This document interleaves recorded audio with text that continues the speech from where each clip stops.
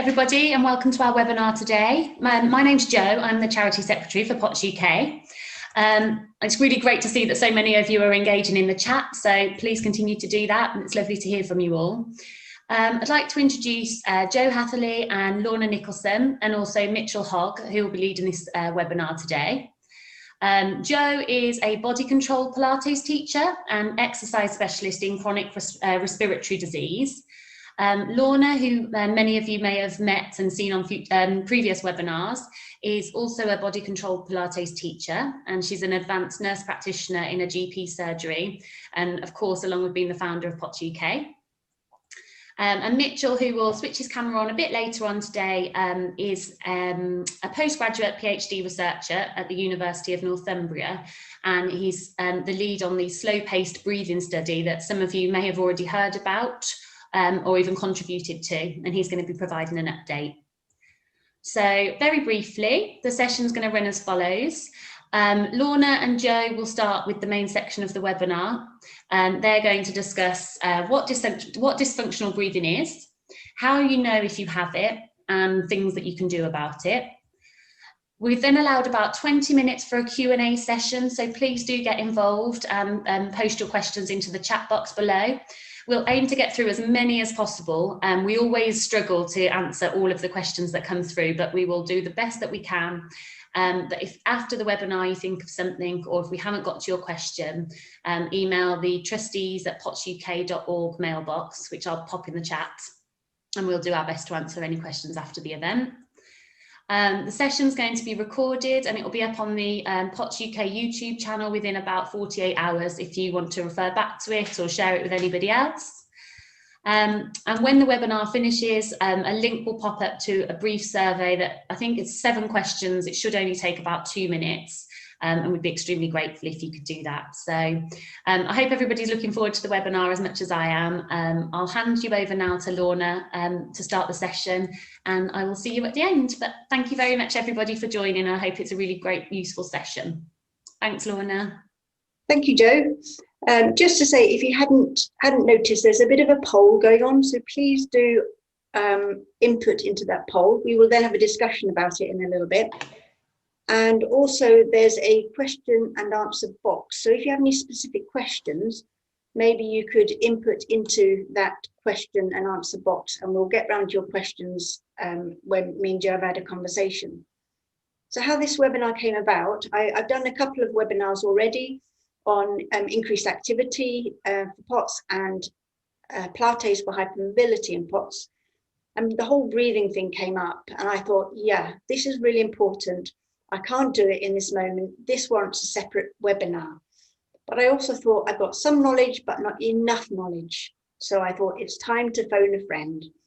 So I'd like to welcome Jo, who's one of my colleague body control Pilates teachers, who within body control is our breathing specialist. So Jo is going to help us today with our conversations. So first of all, Jo, why do you have an interest in breathing? It's a long story, but I think it's quite useful to know, because I think it'll show that I sort of understand a little bit about what people with POTS have gone through in terms of struggling to get a diagnosis. So I was a professional dancer, and I got diagnosed with asthma when I was 24 while I was still dancing, and at that time it didn't really make a lot of difference in life. I kept doing what I was doing, kept dancing, kept performing, and yeah, I'd got inhalers, and occasionally if I got a chest infection it would take longer to get better, but generally I was very, very well. And then in my, I'd say mid-30s, about 34, I got pneumonia, and from that it took me a long, long time to get better, and I kept going to the doctors, and I got this constant cough. I'd done my Pilates teaching qualification by then, so I was doing a little bit of teaching and had just sort of finished dancing. But I was trying to teach and coughing all the time, and I knew that wasn't normal for me. I'd been a very fit person between the dancing, and I also ran a fair bit. And I kept going to the GP and saying, well, this isn't normal for me. And they go, oh, this is normal recovery for pneumonia. This is, you know, takes a long time, you're fine. No, this is not normal. And I kept going back for about 12 months, and eventually they sort of gave in and let me see a respiratory consultant. And then from there, multiple tests, x-rays, CT scans, many blood tests looking into what was going on. And about 6 months later, again, was then diagnosed with something called bronchiectasis, which is a widening of the airways. It's comes under the umbrella of COPD, but it's not COPD. It's more like cystic fibrosis in the way that you've got a widening of the airways, and so mucus can pool in the airways, which leads to infection, which leads to more widening. So it's potentially a degenerative condition. And after that, I became so unfit that I was walking down the road from my flat to go to the tube station, and it's just a 10-minute walk. And halfway down, I'd need to stop and have a rest to catch my breath. And I'd gone from performing, 2 shows a night and running during the day to not being able to walk for 10 minutes. So I knew that, I needed to try and get fit again. And I said to the consultant, so, how do I get fit again if this is a permanent condition? I don't want to live like this. I want to get fit. I want to be healthy again. And his answer, which in a way was totally true, but wasn't what I needed to hear at the time. I needed a bit more support. He said, oh, just get on a treadmill, you'll be fine. And I was like, oh, that's not the answer that I needed. I need to be given the information on how I do that, not just go and do it and you'll be all right. Because I didn't feel okay. I knew that if I couldn't walk for 10 minutes without stopping and having a rest, how was I going to get on a treadmill and be active and try and get my fitness back? So I asked if I could be referred to a respiratory physiotherapist, and she did some breath retraining with me and got me back on a treadmill in the right way. But it took me so long to get there. And then I decided that I wanted to do the qualification that I've done on top of the Pilates, which was a level 4 exercise specialist in chronic respiratory disease, which I really did in sort of a selfish way to get me fitter, to learn how I could get me better.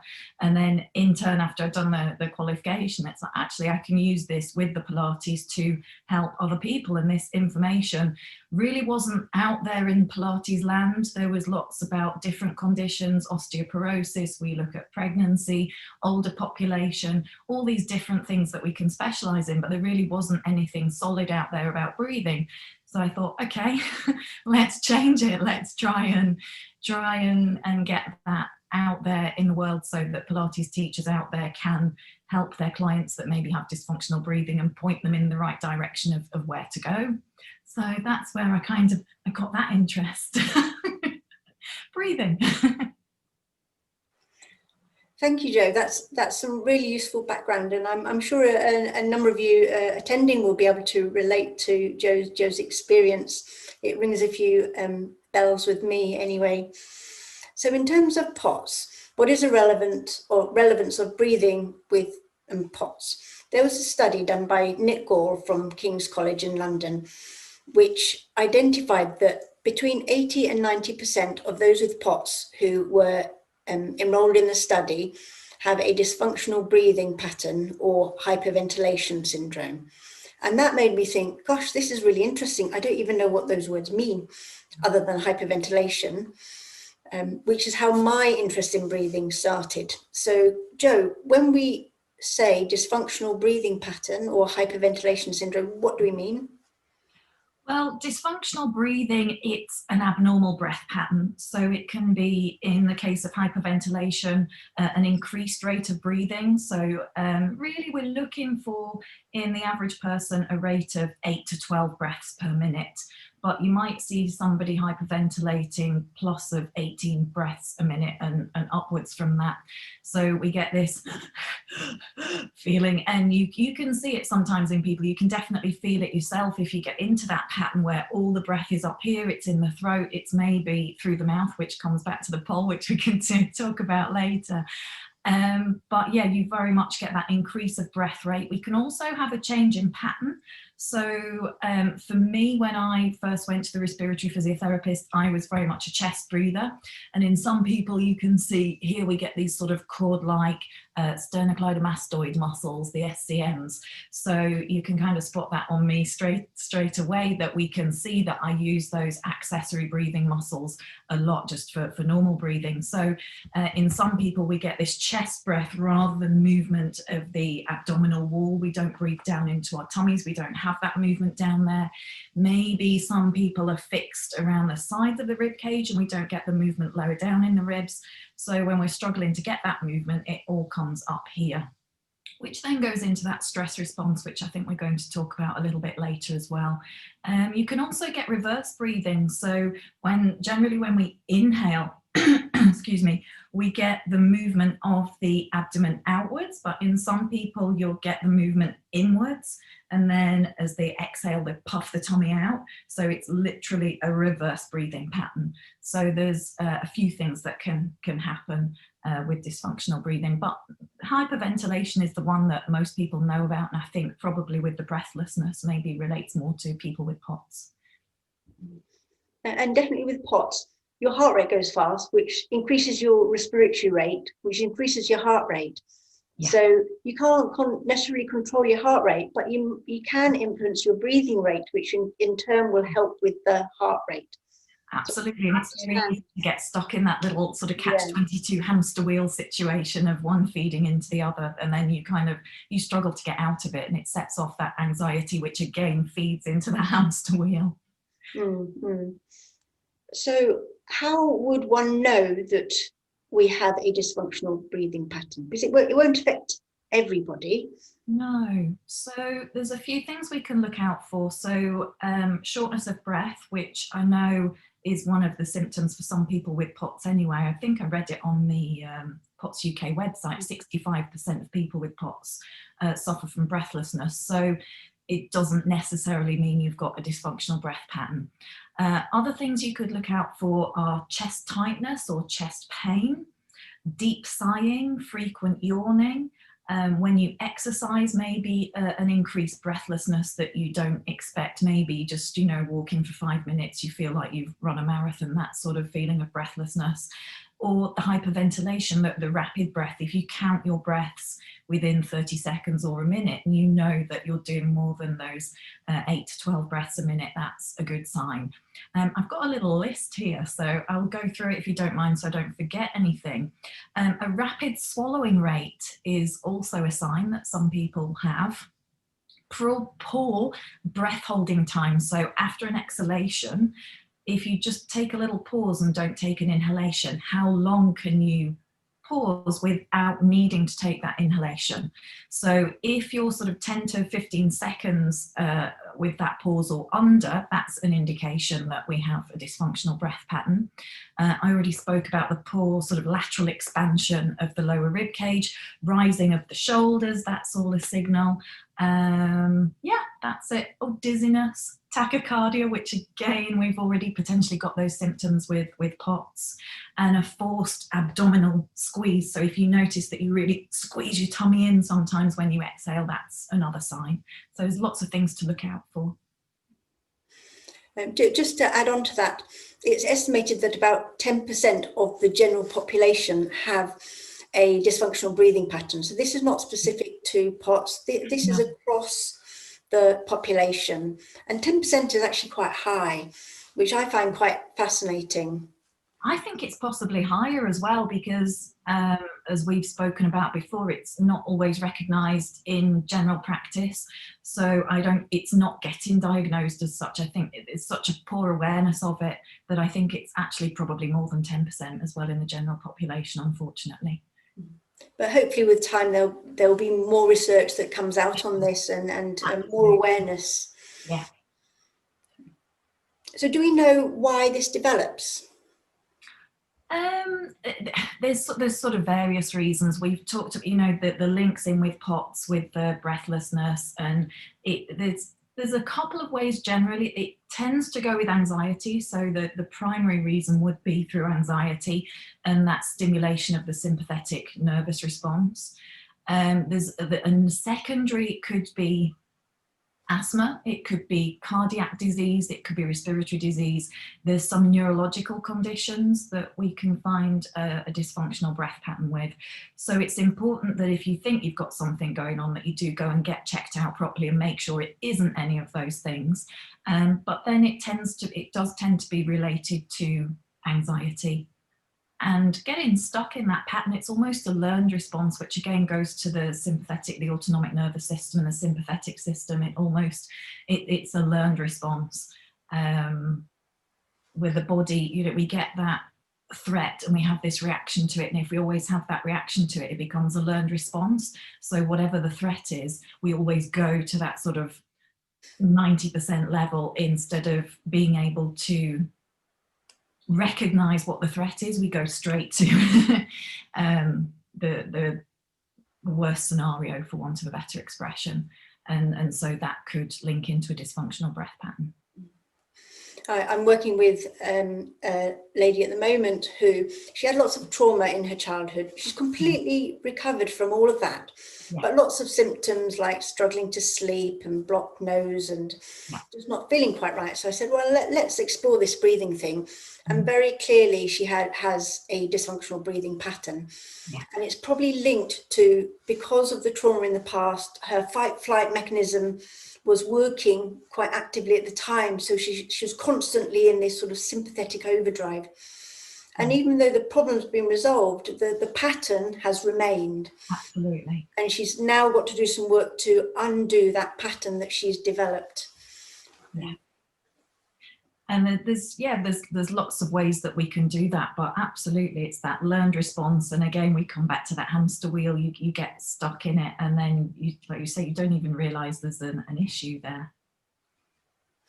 So going to our little poll, so I asked the question for a reason. Do you breathe through your mouth or your nose, or never thought about it?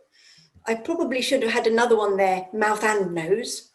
So breathing through mouth, we've got 38%. Breathing through nose, we've got 62%. Never thought about it, 12%. Yeah. Jo, do you have any thoughts on that? Well, the never thought about it is interesting, because this is a big issue with breath patterns and dysfunctional breathing, is that most of us, we always take our breathing for granted. I did, until I got diagnosed with asthma, and then you start to think about things. And I know, many people that I teach, it's not a consideration for them at all. And it is for us, I think, for me as a Pilates teacher, and I think, in your role as a Pilates teacher, Lorna, for me, it's bringing that awareness of breath to people, that we just sort of light that little fire in the brain, so that we create that interest and they go away and think about it. But it is interesting that we've got so many people nose breathing. I think that's brilliant. A lot of people mouth breathing. We could make that better. So hopefully those that have never thought about it, now you might take a moment to just notice what you're doing. And if you are mouth breathing, we need to have a look at that for you. What do you think, Lorna? What's your experience been with nose breathing? So over the summer, I've been learning about breathing, and I kept on reading the importance of breathing through my nose. I'd never thought about it before. So I thought about it and realized, I do breathe through my nose most of the time, except when I'm exercising. So if I walk upstairs or if I ride my bike, I will be a mouth breather. So I thought, right, okay, what I'm hearing is that you can breathe through your nose all the time, including when exercising. So I thought I'd give it a go. And to begin with, it was a little bit like, oh my goodness, I can't breathe. Though having said that, my first time of trying it was walking up a hill. So I wouldn't recommend doing what I do. Just start with rest and then gentle walking first of all. And to begin with, it felt like I don't feel like I'm getting enough air in. But when I thought about it, I thought, well, actually, my head's all right. I'm not dizzy. I'm still walking. I'm okay with it. So to begin with, it was a bit hit and miss with whether I could achieve it or not all the time. Yeah. But with time, I just worked on it and gradually tried to increase the length of time I was breathing through my nose. My big tip is have a hanky with you at all times, because I most certainly have a very runny nose when I breathe through my nose. So the hanky was a real lifesaver for me. I need to write a note on my front door, have you got your hanky, whenever I go out. But that's fine, I can deal with it. And what I've noticed, it wasn't an immediate effect, but probably 2 months in, I felt I had more energy. I felt I can ride my bike and I'm not fatiguing as much. My muscles are recovering a lot quicker from any sort of activity I do. I'm not as tired in the evenings. The next day I'm ready to go again. So it feels like I've gained a bit more energy. I've got a few more spoons energy. A few more spoons to spend. So it's really been worth it. It does take a bit of effort, but it's possible to achieve. Absolutely, absolutely. Yeah, it's really important. You say you had more energy because we're delivering more oxygen to those muscles by nose breathing. So yeah, definitely. So our encouragement would be to you to think about it. Often I've spoken to people about, do you breathe through your nose, do your mouth? The first thing is say, oh yeah, I breathe through my nose. Then they go away and think about it. They come back to me and say, well, I breathe through my nose except at night, or except when I've got a bunged up nose, or except when I'm exercising. So those of you who are nose breathers, brilliant if you are nose breathers all the time. If you're not, just think about it. Are you always nose breathing, or is that a response because that's what you think you're doing? So a bit of a challenge for you. And then if you have a go at that, if the one thing you do from this webinar is change your breathing habit to breathing through your nose all the time, and you do that for two or 3 months, do let us know how you get on and how you find it. So moving on from noses and mouths. So with POTS is very much about the autonomic nervous system not functioning as it should do. How can breathing influence the autonomic nervous system? It's a really useful way to access the parasympathetic nervous system. So to come out of that fight or flight and to trigger the rest and digest of the parasympathetic nervous system. So there's various techniques we can use to get there. It brings us out of that stress response. And why don't we do a little exercise, I think, to demonstrate maybe. So there's an exercise called the high-low. And this goes back to just looking at where we're breathing from to start off with before we start trying to slow the rate of the breath down to come into that parasympathetic system. So if you just place one hand on your chest, and everybody can do this at home, and then one hand just below the rib cage, just on the abdomen there. And just take a moment, close your eyes if you need to, and just notice as you inhale, which hand you feel moving. I'll give you a little moment just to think about it.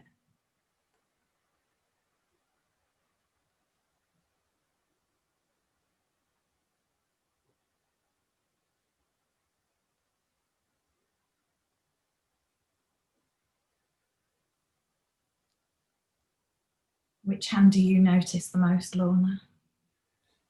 For me, it's my tummy hand.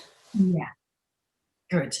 And I've got a little bit of movement going on up here, but the majority is happening through the tummy. So when we do that, you want to really try and relax the tummy, which is sometimes hard for people to do, particularly if maybe we're wearing a restrictive waistband or something like that, or we just don't like letting our tummies relax. We've got to learn to let that go first so that we can really bring that breath down into the body. So you really want to encourage this diaphragmatic movement, that as we inhale, the diaphragm moves down and we can allow the tummy to release to let that diaphragm move, and then we can get all that lovely air into the lungs. And then as you exhale, that moves up the body, so it moves from the tummy and then moves up the body and of course out through the nose again. Then we can look at what movement we've got through the rib cage. So just placing the hands on the base of the rib cage, if you can do that without hurting your shoulders, and then just noticing what expansion we've got here. So breathing in, and do we have movement through the sides of the body as well as through the tummy?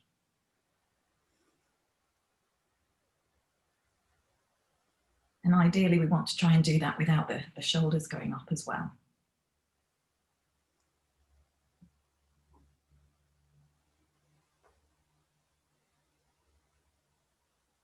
I'm just noticing on me, I've got one side moving a little bit more than the other. So what do you feel, anything there, Lorna?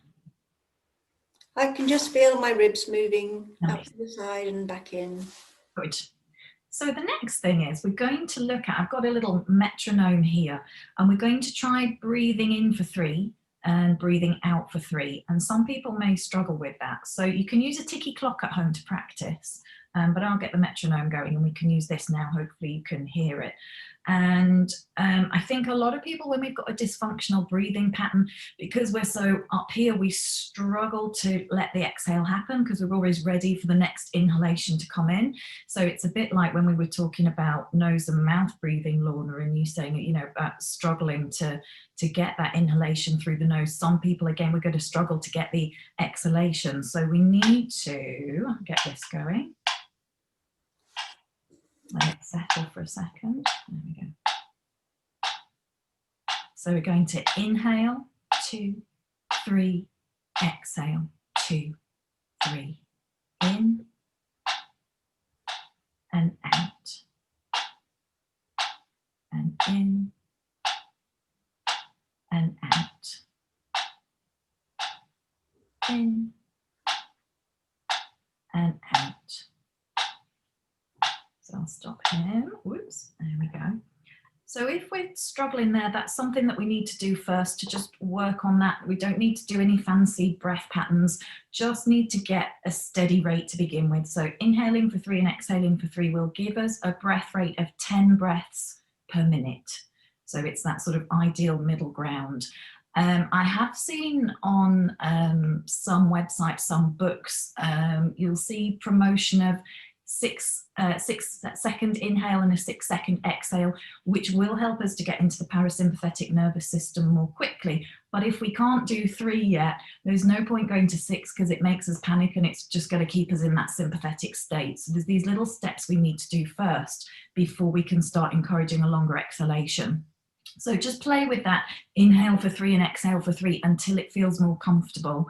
And then we can start looking at increasing that exhalation. So we could maybe inhale for 2 and exhale for 4. You could try in for 3, out for 6, in for 4, out for 8. We're always trying to increase the length of the exhalation. If we can, potentially double that exhalation compared to the inhalation, and that will help bring us into that parasympathetic response. Just tone down the fight or flight.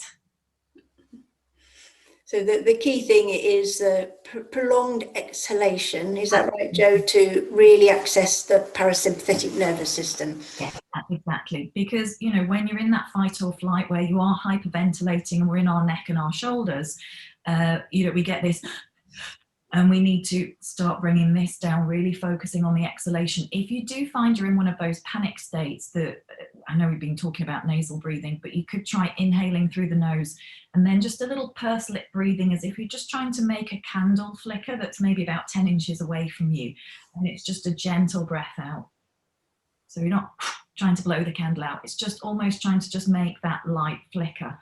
And then that will start to bring you down, and then get back into nasal breathing as soon as you can. And then, like we say, increasing that exhalation to bring us into that parasympathetic system. And it's the rate as well. So really slowing down the rate.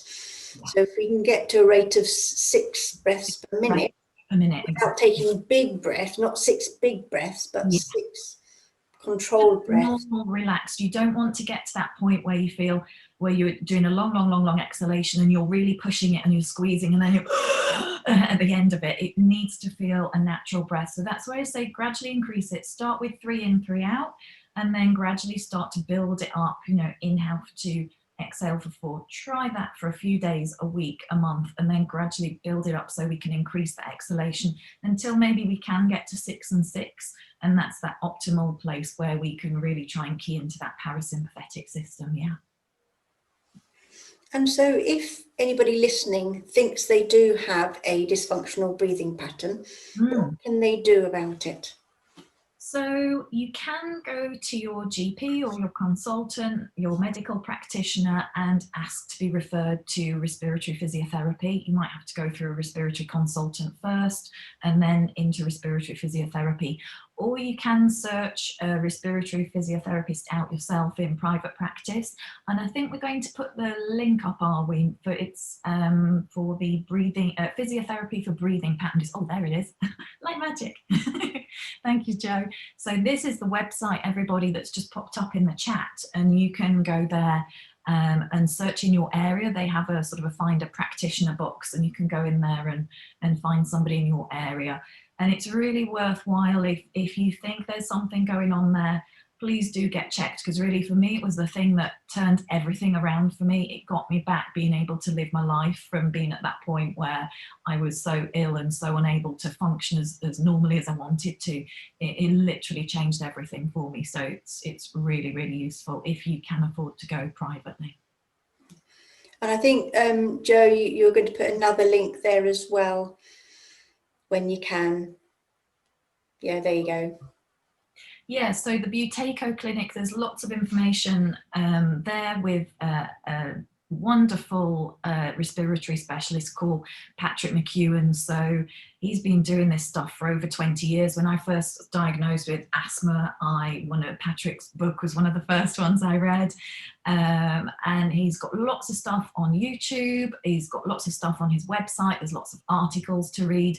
So if you do find that, you know, going to a respiratory physiotherapist is not possible for you at this time, go and read his stuff, and there'll be something out there for you. But ideally go see someone if you can. But if you can't, there's lots of help out there with Patrick on the Buteyko Clinic. And Buteyko Clinic website, they also have an instructor list. So you might be able to find somebody who can help you with there as well. Absolutely. So so we talked mainly about POTS and dysfunctional breathing. Are there any other health conditions that thinking about breathing patterns could help with? Absolutely. So really it's anything related to inflammation. So it's those conditions again that where we end up with a state of anxiety or in the sympathetic system. So you've got things like high blood pressure, some cardiac issues, gut issues for sure, which I know again that comes back to people with POTS, but you know, people with gut issues without POTS can definitely be helped with, if anything, even if it's not dysfunctional breathing, we just need to get that movement of the diaphragm because it massages all our organs. So anything that, you know, we can do to improve our breathing is going to improve our circulation, our endocrine system, our lymphatic system, all our organs, reduce our anxiety levels, which of course I think is a big thing for everybody at the moment, especially all of us are Zooming, a lot of us working from home. We live increasingly connected lives these days where we're on our computers, our iPads or phones, and we're constantly running into that sympathetic system. So just the more we can start to reduce that, increase the exhalation and reduce the sympathetic system into the parasympathetic system, there's so many things within our bodies that we can help. Just general quality of life, general well-being. So let's have a look at some questions. Well, one thing I will say at this point is we don't believe that sorting out your breathing is a cure for POTS. It is, POTS is there, it's real, but it might just help gain you a little bit more energy if you have a dysfunctional breathing pattern. So just think of it as a way of gaining a few more spoons to help you out a little bit, rather than thinking of it, it's going to cure everything, because POTS isn't caused by a dysfunctional breathing pattern. It just seems to be part of it. Yeah. So thinking about some questions, we will see how we do. I'll read them out. Jo will see if she wants to answer them, or she'll bat them back to me if needed. So I have mast cell activation syndrome as well as POTS. So this usually contributes to my breathing issues. I get lots of activation in my neck due to dysfunctional breathing. Any help? So I'm sure, Lorna, you might have something, but in terms of neck release. There's lots of little exercises. So I know we've had the Pilates sessions, and previously, Lorna, you did your session. So there's always looking at things like maybe Pilates or yoga to look at mobilization of that area. Some nice, just simple head turns, you know, while you're thinking about your breathing and increasing that exhalation. Some nice head turns side to side. We could do some little chin tucks, drawing the chin down towards the chest, but not dropping the head. You almost want to think of lengthening the back of the skull up. Let me move them up. There we go. And drawing the chin down, and then just a little lift of the chin. So again, you know, we can see the lengthening through these muscles.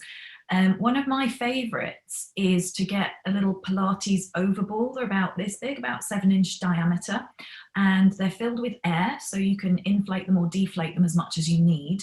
And you lie on the floor and just place the ball behind you, and you just lie there and let your head float. And while you're doing that, look at some of the breathing exercises that we've already talked about, where we're increasing that exhalation, just trying to bring yourself into that parasympathetic system and just allowing you to float on the ball. And then you can do the head turns there, you can do the little chin tucks.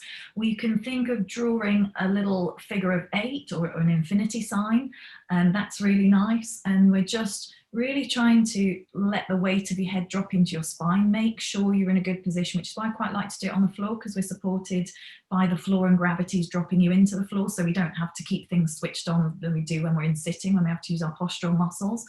And then, yeah, just a little figure of 8, and it really can release the tension of those fine muscles in the cervical spine that support the skull on top of the spine.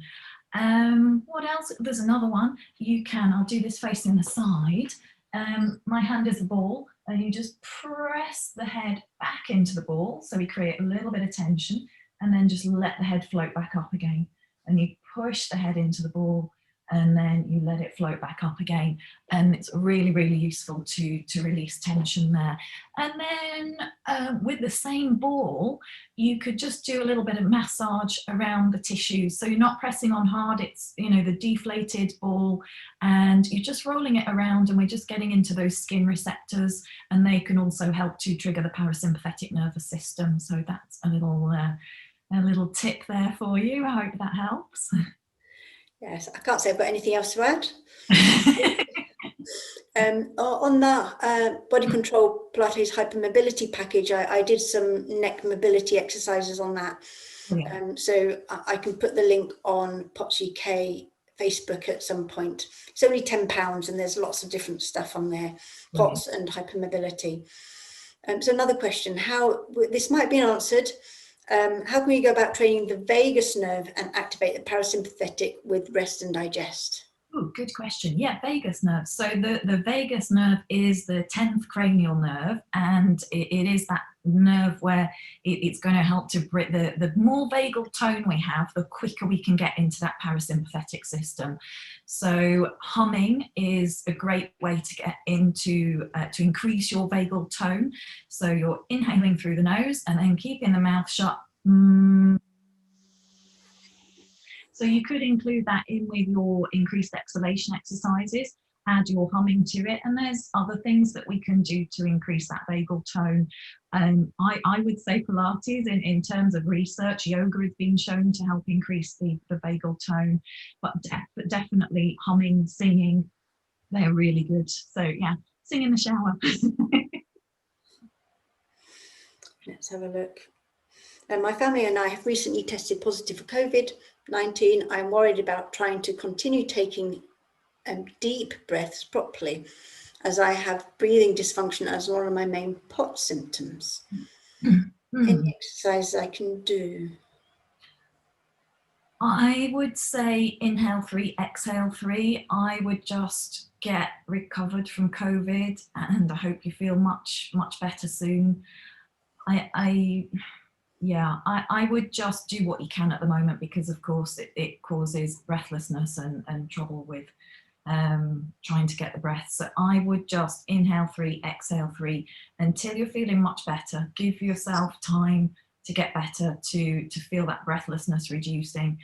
Again, you know, I'd focus a little bit on a longer exhalation if you can, because especially if you're feeling that anxiety, we get stuck up here and we can go into that hyperventilation. But also, and this kind of goes into sort of the asthma and COPD, we get hyperinflated because we don't fully exhale. So if you can get that exhalation going, and then you'll give yourself space to get an inhalation in, that's often an issue with asthma, that they feel they can't breathe, but they can. It's because they haven't exhaled. So the more you can encourage that exhale, and then you'll give yourself space to breathe in. But I really wouldn't worry about patterns at the moment. I just do what you can and be kind to yourself and get well soon. And when you start to feel better, then look at going into those breathing exercises. And just to add to that, often people get a little bit confused between what is meant by a deep breath and a big breath. Yeah. So quite often people say they can't get a deep breath, and what they mean is this sort of big breath, which is not what we're looking for. When we think of a deep breath, we're thinking of what we talked about earlier, the sort of bringing the air low into the base of the ribs, so and thoracic breathing. So it's not about big breaths. Absolutely. It's about low, deep breaths. So slightly different. I see that a lot when you see people, for example, on Instagram. I follow a lot of breathing people on Instagram and various bits of social media, and you see people talking about deep or big breaths, and I find it kind of frustrating, because we don't want that, because that's just not going to help us at all. We want, as you said, it's low and it's slow. So really think of breathing into the tummy if you want to think of anything, slowing down slightly, but really getting that breath as low in the body as we can.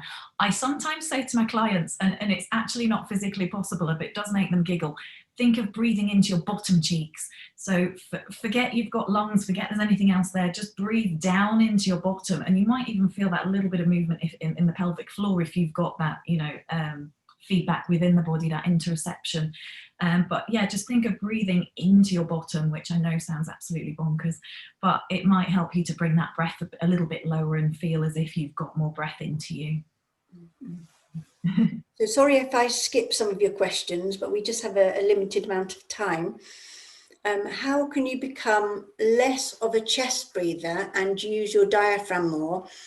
I have vagal pressure stroke stomach issues.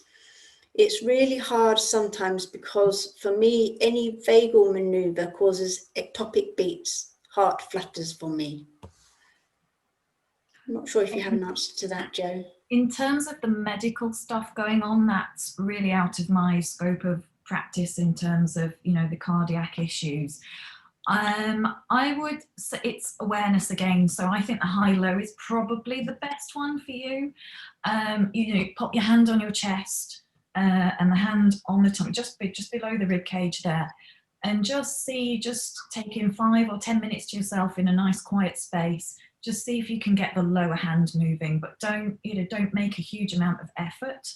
Just be quiet. Just close your eyes and just see if you can keep this hand a little bit heavier and get more movement through the tummy. It can take a lot of practice if we've been constantly in this position. It can take a lot of retraining to bring us down into get the diaphragm working more. There's another little thing you can do. You could put a band, in fact, excuse me, standing up, because I have one in here. So I'll just get one out and show you. You could use a scarf, excuse me, one might rattle, or we can take an exercise band or a belt, a yoga belt, a scarf, a towel, all sorts of different things you can use. And this really gives you a little bit more diaphragm awareness. So we wrap it around the back of the ribs. Oopsie, I'm sat on it, there we go. And we cross it over at the front, and you want to just try and get it as flat as you can, whatever you're using. If you use a scarf, it's quite nice as well. And you just cross it over, and I don't want you to pull it or overly squeeze, but you might see the movement in my rib cage. So you see there, I'm really getting that lateral expansion of the rib cage, and of course with that becomes the movement of the diaphragm moving down there as I inhale. So this is just for feedback. I'm not squeezing it. You can do eventually, but for now I wouldn't. I would just use this for feedback. So you have this feedback around the back, around the ribs and into the front. And it just encourages you. You can feel the band around you. So it gives you that awareness of where you need to breathe from. I don't know if you have anything to add on that one, Lorna. No, that sounds just fine. My issue is that I feel I actually breathe.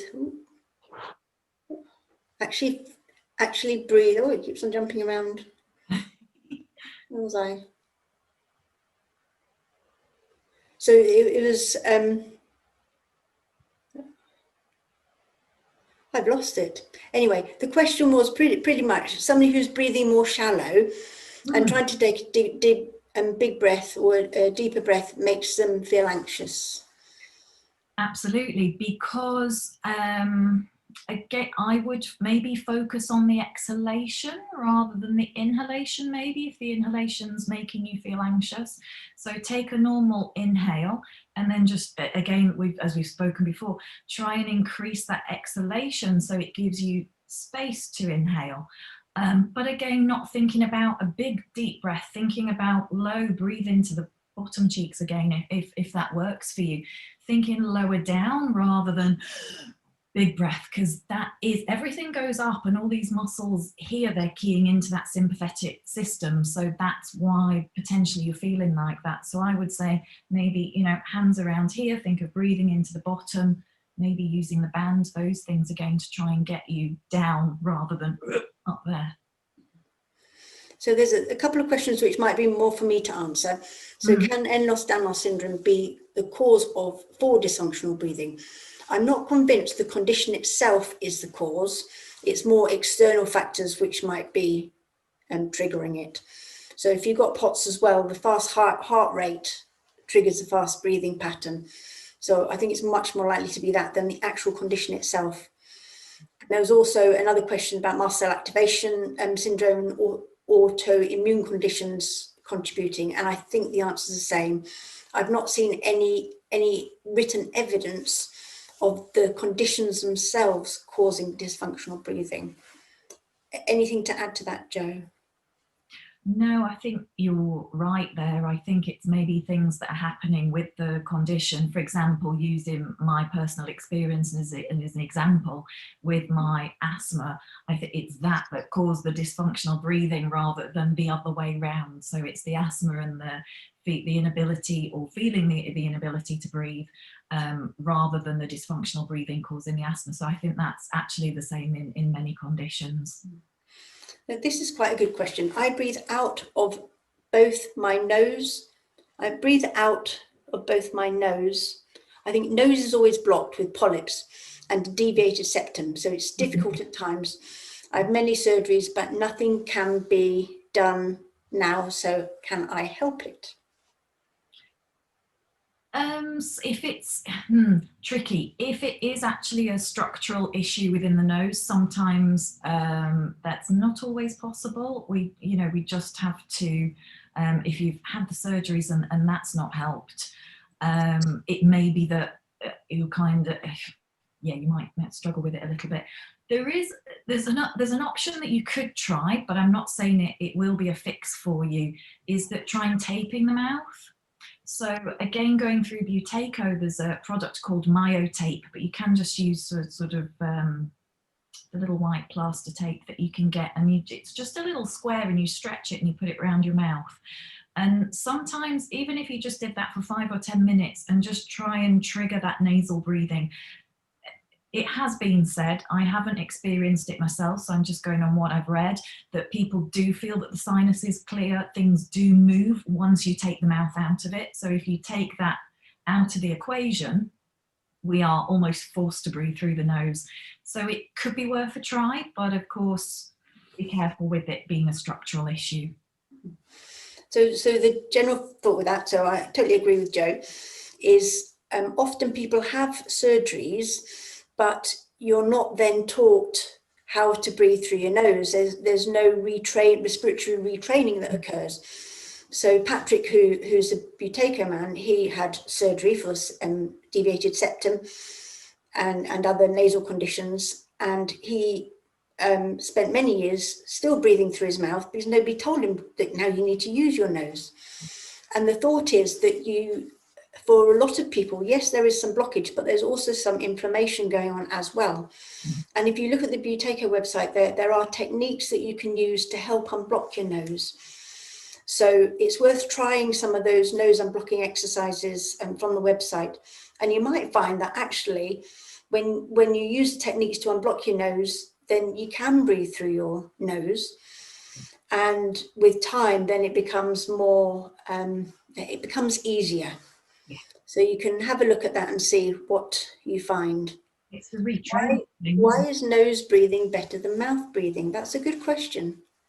Okay, so nose breathing, when we breathe through the nose, it filters the air, it humidifies the air, and it moistens the air. So especially in winter, if we've got dry, cold air, you might notice, I know I certainly do with my asthma, if I go outside and I took a big mouth breath, it's going to make me cough because you get that big cold rush of air. So especially in winter, but of course all the time, breathing through the nose is going to help. It removes germs from the air, so it filters the air, humidifies and moistens. So they're 3 really good reasons. There's another reason is that for our respiratory system, nitric oxide is produced in the nose, in the nasal passages. And when we mouth breathe, we don't get those benefits. The nitric oxide just stays up here. So nitric oxide is a vasodilator. So it dilates the airways and the blood vessels within the lung tissue. So again, we get that better oxygen CO2 transfer, that gas exchange. And if we breathe through the mouth, we don't get that. So we miss out on that lovely nitric oxide. And it's also antibacterial. So going again in terms of reducing the germs that we're breathing in. So yeah, but it is mainly for that nitric oxide because, like I say, it does dilate the blood vessels and the airways. So we get better gas exchange. So like Lorna, we're going back to the beginning when Lorna was saying she got more energy, it's because we're getting that better gas exchange. So yeah, that's why. Okay, we've got millions of questions, and I don't think we're going to have time to answer everything because I would like to give Mitchell a bit of time. What I would say is, feel free to email in to the trustee email if you've got further questions, and either myself will answer them, or if Jo's happy, we can answer some questions together. Perfect. So I want to hand over to Mitchell. Mitchell is, Jo's introduced you, so you can speak away. Well, I was actually going to start by saying what a fantastic discussion it's been so far. There's so many points that I was going to mention, and you both covered them already. Brilliant. I think I'm going to start with just a reminder of everyone. So my name is Mitchell. I'm from Northumbria University. I'm a PhD student in my final year. And my project is aiming to develop a slow-paced breathing exercise for postural tachycardia syndrome. Now, I'm actually going to start by talking about a point that Jo and Lorna talked about just sort of in the questions there. Now, when we are considering the use of breathing techniques for any condition, but POTS in particular, that beneficial action is to try and raise the parasympathetic nervous system. Now, some people, when I speak to them about this, they sort of ask, well, what is the parasympathetic nervous system? Like, what are we trying to do there? So the parasympathetic nervous system is the way that the body calms itself down. So it's that rest and digest system. So you might have heard of, again, the sympathetic nervous system, which was mentioned a lot on the talk, that being the fight or flight pathway of the body, associated with things like adrenaline, for example. So the parasympathetic side is the opposite side of the scale. It's trying to calm it down. And in POTS, some studies have shown that actually there's less parasympathetic activity compared to sympathetic activity. So that I always need to be on the go and that less calming down side. Now, Jo, you mentioned a couple of times that there's different ways in which we can get that parasympathetic nervous system back up and running.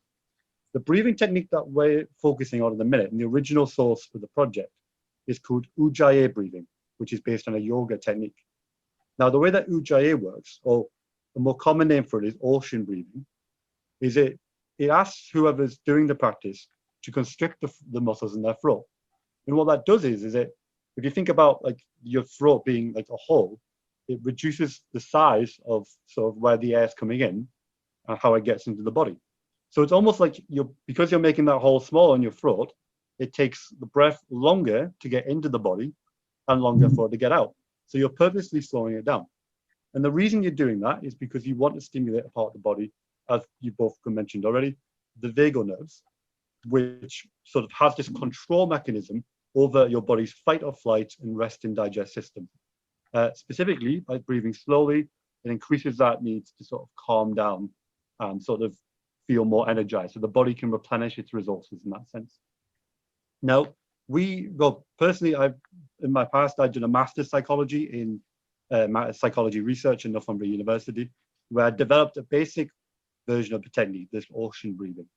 But that was designed for people who had high levels of anxiety, which is another condition which is also associated with an increased fight or flight mechanism. Now, my supervisor, Professor Vincent Deary, some of you might know Vincent through treatment or just through sort of his work. He, at the time, he was seeing POTS patients, and still is today, just for his sort of practice as a CBT therapist. And he thought, well, I might just informally try 1 or 2 breathing techniques with them. And when he did that, and he's with his clients, he noticed that a lot of people had trouble breathing from the bottom of their belly, and that a lot more people were breathing more from the top, which apparently is actually quite common in POTS. I know Dr. Nick Dole, who was mentioned at the very start of the talk, that's something that his respiratory therapy tries very much to intervene in and try and get people breathing more from the bottom of the belly. So that's where Vincent approached me and said, well, this technique that we're developing, I think there's a lot of application and use in people who have POTS. And that's when we started designing the technique. What's important is that POTS is very different from anxiety, in that we need to make sure that the technique is developed to be very suitable and safe for people who have POTS. And this is quite interesting as well, because the way we've done that is that we've actually spoken to you guys. So over the summer, you might have seen that POTS UK were very kind and helped us advertise a study for people to come forward and sort of give us feedback on what we've done so far. And we had an incredible response. We got triple the amount of the people that were wanting to recruit in one night, had to close the study early. So apologies to anyone who didn't have a chance. It was just because it was just such an overwhelming and amazing response. And that's quite interesting in itself, because with POTS research, there's a lot on things like drug treatments and a lot on things like trying to work out the best way to do tilt table tests and how accurate they are to diagnose POTS. But there's actually not really any research at all of people just speaking about their POTS and what their experiences are. So by having those open conversations, it's quite nice to sort of get the voice of POTS out there as well. We've had a lot of brilliant feedback so far. Things that we've done already, it's still very much ongoing, is that we've tried to reduce the number of steps. So a lot of people are saying, okay, we've had a look over the instructions for this. It seems very complicated. There seems to be a lot to do. Can we simplify it? Because I'm worried that this might trigger my brain fog symptoms. So we work to reduce the number of steps on that. The feedback you give us has also said that very clearly, we'd really love a video delivery or demonstration of a technique so that it's accessible to anyone, no matter where they are in the world. They can just go onto our website and maybe practice that. So we're working out the ways in which a video could sort of be created and what actors and people in the video would be best to present it for you as well. Some people as well, and I think this is a conversation I had with Lorna as well, was about them said that alongside that video delivery, I would still like to have like a social element to the project, whether it be like speaking to other people with POTS who are also trying a technique, or speaking maybe on a one-to-one feedback with someone who is sort of more qualified of a technique, just to sort of develop confidence. So that's something that we're also thinking about as well. At the moment, the current stage of the project, so we've had the first initial interviews with everybody who are patients, and we're actually hoping to speak to people who are healthcare professionals to get sort of their take on it. So it's interesting that we've got the feedback from patients and also people who treat POTS in clinical setting as well. Once we have both rounds of feedback, we'll be working on finalizing the technique and also then preparing a trial to see how effective it is and how tolerable it is by people, because no matter how good your technique is, if it doesn't really work for people and there's a lot of implementation barriers, then that's not really a good intervention in that sense. But it's going really well. I just wanted to provide an update and say thank you very much to everyone who took part, and we'll be in touch soon. Thank you. A big thank you. Big thank you to Jo. Big thank you to Mitchell. I will hand back over to Jo B. Thank you. Sorry, I forgot to hand over myself there. That's all right. Right, sorry, I haven't switched my video back on because I've just turned it on and it looks like I'm sat in the dark, so I'm not sure what that is, but anyway, a huge thank you to you all. I thought that was absolutely fascinating, and I really hope everybody found it useful. It seems from the amount of questions and engagement that it's, you know, really topical and so much that people want to learn. So thank you all very much indeed. You all volunteer your time to do this, and POTS UK do really appreciate it. There was just one question that popped up a couple of times, and people wanted to know what the device was that you were using, Jo, to time the breathing. So it's just a little metronome. There you go. Yeah, I mean, you can just use a ticky clock. I haven't got a ticky clock because they annoy me. So it's just a little metronome. That's fine. Everyone likes a gadget, don't they? So always good to have something like that. So I just thought we would let people know what that was. Yeah. As I said before, there will be a link to the survey when this closes. It would be so helpful if everybody could fill that in. It really helps us shape future webinars, and it's lovely for the speakers as well to know kind of your feedback, and we share that with them. So if you can do that, it would be greatly appreciated. But unless anybody else has anything to add, we will say goodbye and thank you very much. Thank you. Thank you. Thank you. Bye, everyone. Take care. Bye-bye. Bye.